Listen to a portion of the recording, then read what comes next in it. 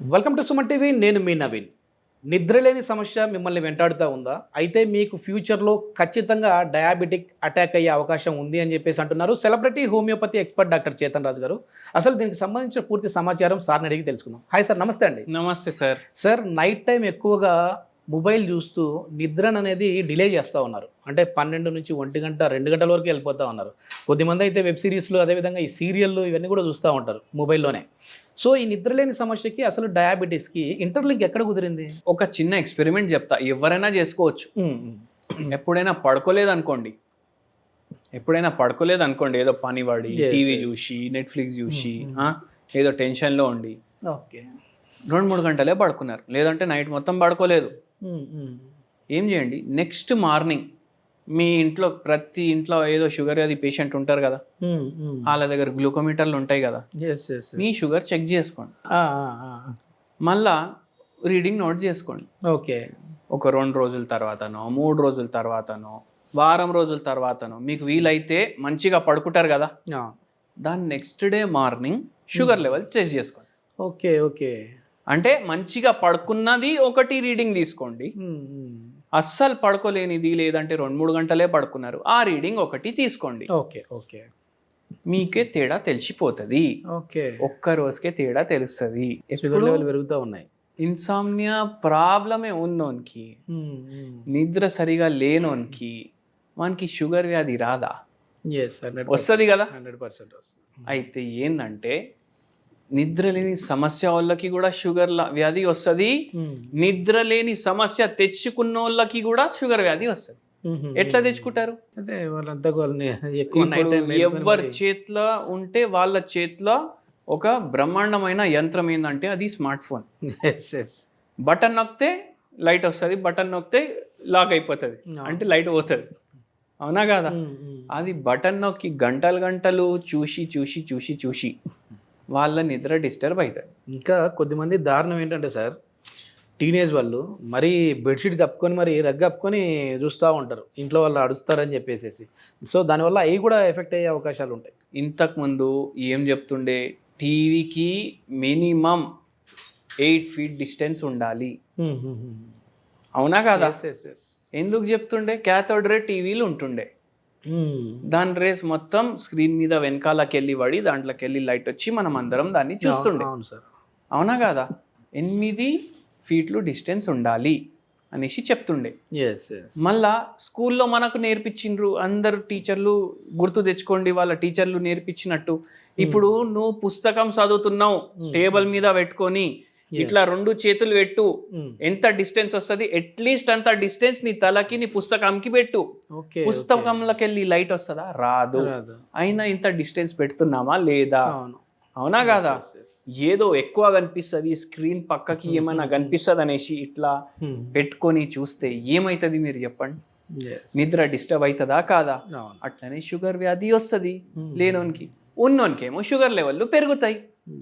మళ్ళీ ఏంటంటే ఏ టైంకి పడుకుంటారు అనేసి పేషెంట్లని అడుగుతాం కదా, ఇప్పుడు చెప్తారు 10ంటికి పడుకోవటం సార్ అనేసి చెప్తారు.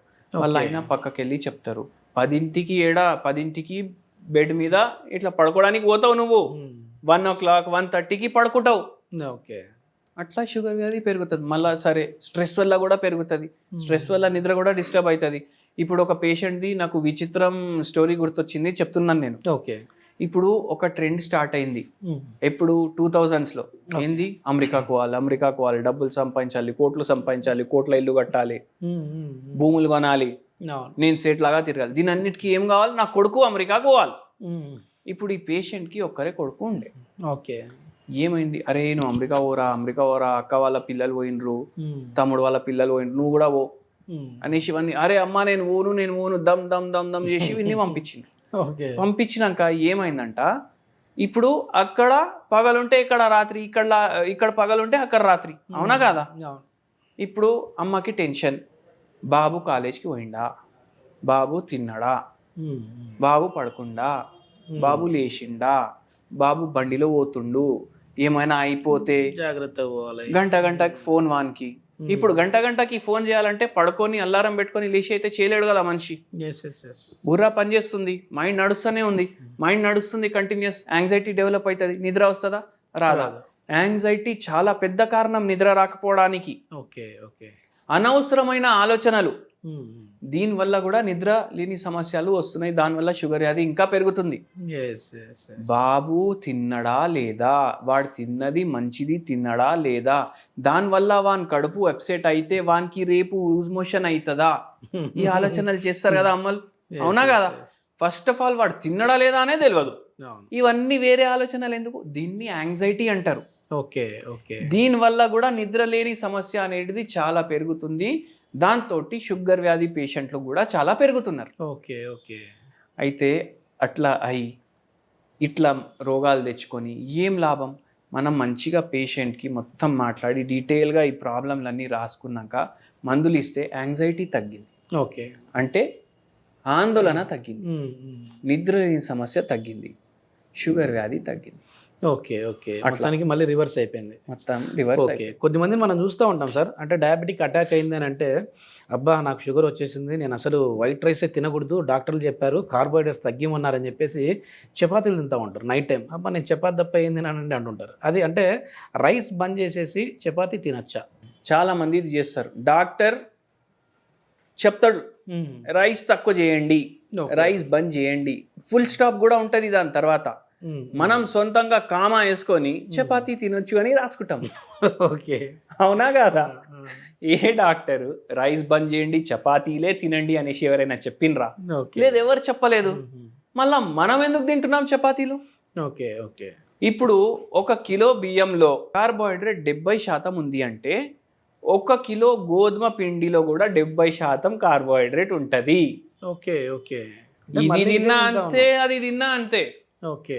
కొందరికి సర్వపిండి ఇష్టం ఉంటుంది, దాంతో చేసిన అంటే రైస్ పిండితో చేసిన రొట్టె ఇష్టం ఉంటుంది కదా, అదేనా తినండి అంతే. అది చపాతీ లెక్కనే అది. మీరు ఖచ్చితంగా మా ఇంట్లో ఇప్పుడు వరకు చపాతీలు తినలేదు, మేము తింటున్నాం. మళ్ళీ దానికి ఒక వంట మనిషిని పెట్టి చపాతీలు చేసి వండేసి పెట్టడానికి పెడితే ఏం లాభం? షుగర్ పెరిగేది పెరుగుతూనే ఉంటుంది, మీ రోగం పెరుగుతూనే ఉంటుంది, మీ బాధలు కూడా పెరుగుతాయి. ఇప్పట్లో అసలు డైరెక్ట్గా రెడీమేడ్ చపాతీలే వచ్చేసినాయి సార్. చపాతీ పిండి డైరెక్ట్గా అది ఇంకా డేంజర్. అది ప్రాసెస్డ్ ఫుడ్. అది ప్రాసెస్ ఫుడ్లు తింటే షుగర్ వ్యాధి పెరుగుతుంది. మీరు ప్రాసెస్ అయినది తీసుకొని వచ్చి గరం చేసుకొని తింటే ఏమైతుంది? ఇంకా పెరుగుతుంది. మరి దీని రీప్లేస్ ఏంటి? ఏం తీసుకుంటే బాగుంటుంది? రీప్లేస్ ఏంది అంటే ఏం రీప్లేస్ చేసే అవసరం లేదు. మీరు చిన్నప్పటి నుంచి ఇప్పుడు కాలం పిల్లలు వదిలేసేయండి. చిన్నప్పుడు ఫస్ట్ వాళ్ళు సెర్లాక్స్లు ఫారెక్స్లు తింటారు. మనం ఏం తిన్నాం? పప్పు అన్నం మొత్తం మ్యాచ్ చేసి ఇస్తుండేనా కాదా? మీరు చిన్నప్పటి నుంచి రైస్ తిన్నారు, మీ నాయన చిన్నప్పటి నుంచి రైస్ తిన్నారు, మీ నాయన వాళ్ళ నాయన చిన్నప్పటి నుంచి. మీరు మానేస్తే బాడీ రియాక్ట్ అవుతుంది. తక్కువ చేయండి క్వాంటిటీ, ఎంత తినాలనిపిస్తుంది అనేసి సెల్ఫ్గా మాట్లాడుకోండి. ఇప్పుడు మాట్లాడుకుంటాం కదా, అరే ఇప్పుడు అయిపోయినాక అది కొనేసి తీసుకొని వెళ్ళాలి పిల్లల కోసం అనేసి మనం మాట్లాడుకుంటాం కదా సెల్ఫ్గా ఇంటికి వెళ్ళేటప్పుడు. నాకు ఎంత తింటావు అని మాట్లాడుకోండి. ఇంత తింటా ఒక వస్తుంది కదా, సగం తీసేయండి. ఓకే, హాఫ్ మీల్ చేసేయండి అంతే. రైస్ తినండి ఒక్క పూట, మళ్ళా మార్నింగ్ రైస్ తినొద్దు, నైట్ రైస్ తినొద్దు. ఓకే. మీకు బాడీకి ఏం అడుగుతుంది? బాడీ రైస్ అడుగుతుంది, ఇవ్వండి, కొంచెం ఇవ్వండి, బాడీ కూడా సాటిస్ఫైడ్ ఉంటుంది. ఓకే. మళ్ళా ఏం చేయండి? నైట్ టైం ఒకటే జొన్న రొట్టె. ఓకే. మార్నింగ్ ఏం చేయండి? సార్ మేమైతే షుగర్ వ్యాధి వచ్చినప్పటి నుంచి చాలా చేంజ్ అయిపోయినాం, రైస్ అస్సలు తింటలేం, మార్నింగ్ టిఫిన్లు తింటున్నాం, నైట్ టిఫిన్లు తింటున్నాం, మధ్యాహ్నం ఏం తింటలేం. ఎన్ని దోశలు తింటున్నారు అనేసి అడిగితే 5 దోశలు సార్. టిఫిన్ రైస్ కాదు కదా సార్. అరే నాయనా, టిఫిన్ కాదు అది, దాంట్లో కలిపేది రైసే, అది రైస్ తోటే తయారైతుంది. ఎక్కడ మానేసిండ్రు మీరు? అవునా కాదా? దాని మీద ఆయిల్ వేసి మరీ తింటారు. ఆయిల్ వేసి మరీ దానికంటే రైసే మేలు. మళ్ళీ ఆయిల్ కూడా వేస్తారు, పొడి కూడా వేస్తారు. ఏం దోశ అంటే బటర్ పన్నీర్ దోశ అనేసి అంటారు. అది బటరా ఏం ఫ్యాటో మనకు తెలియదు. అవునా కాదా? అట్లా తయారు చేసుకొని తింటే ఏం లాభం? ఏం డైట్ చేస్తున్నారు మీరు? అంటే జనాలకు తెలుసు రైస్ తక్కువ చేయాలి, కానీ దోశ తినొద్దు అని తెలియదు వాళ్ళకు. మీరు దోశ తింటే మళ్ళీ మధ్యాహ్నం రైస్ తినొద్దు. దోశ తింటే కూడా 2 దోశలు అంటే సరే, చేసేటోళ్ళు కూడా విసుక వస్తుంది వాళ్ళకు. తింటూనే ఉన్నాడు, 7 అయిపోయినాయి, 8 అయిపోయినాయి. బయట హోటల్కి పోతే ఒకటి తింటాం, ఇంటికాడ 5, 6, 7, 8 అక్కడ లెక్కలు అది రాసుకోవచ్చు, టేబుల్స్ రాసుకోవచ్చు, 3 1 3 3 2 6 అట్లా అయిపోతుంది. అది చెయ్యకండి, లిమిట్ మీది అర్థం చేసుకోండి మీరు. ఓకే, అది చాలా ఇంపార్టెంట్. అండ్ ఏం చేయండి అంటే నైట్ జొన్న రొట్టె, మధ్యాహ్నం ఎంత తినాలనిపిస్తే దానికి సగం రైస్, మార్నింగ్ 3 రోజులు టిఫిన్లు మీరు మిల్లెట్లతోటి చేసుకోండి, 3 రోజులు రైస్ తోటి చేసుకోండి. Okay okay. హోమియోపతిలో దీనికైతే మళ్ళీ రివర్స్ చేసుకోవాల్సిన మెడిసిన్స్ అయితే ఉన్నాయి. మెడిసిన్స్ ఉన్నాయి, మంచి మంచి మెడిసిన్ ఉంది. మీకు మంచి ఒకటి చెప్తాను నేను. ఓకే. ఆరం మెటాలికం అనేసి హోమియోపతిలో ఒక మందు ఉంటుంది. ఓకే. ఇది బంగారం తోటి తయారైతుంది. బంగారం ఎంత విలువైనది, ఈ మెడిసిన్ కూడా అంత ప్రెషియస్. షుగర్ వ్యాధి మీకు దానివల్ల వేరే ఆర్గన్లకు డ్యామేజ్ అవుతుంది, మీకు తెలుసు కదా. ఏం చేయండి, రోజు 0/9 పొటెన్సీ 10 గోళీలు గోరువెచ్చని నీళ్ళలో కలుపుకొని ఒక పూట తాగండి. Okay okay. మీకు కొద్దిగా హెల్ప్ చేస్తుంది, పూర్తిగా రివర్స్ చెయ్యదు, కొద్దిగా హెల్ప్ చేస్తుంది. పూర్తిగా రివర్స్ అవ్వాలంటే మీ ప్రకృతిని బట్టి మీరు మందు తీసుకోవాలి. దానికోసం మీరు హోమియోపతి డాక్టర్ని కలవాలి. ఎవరైనా ఈ డయాబెటిక్ అటాక్ అయిన వాళ్ళు ఉండి వాళ్ళు రివర్స్ చేసుకోవాలని అంటే ఇక్కడ చేతన్ రాజు గారి కాంటాక్ట్ నెంబర్ అయితే ప్రొవైడ్ చేస్తూ ఉన్నాం. మన వీడియో చూసి కాల్ చేసిన వారికి అయితే కన్సల్టేషన్ ఫీ అయితే ఉచితంగా ఉంటుంది. Thank you sir.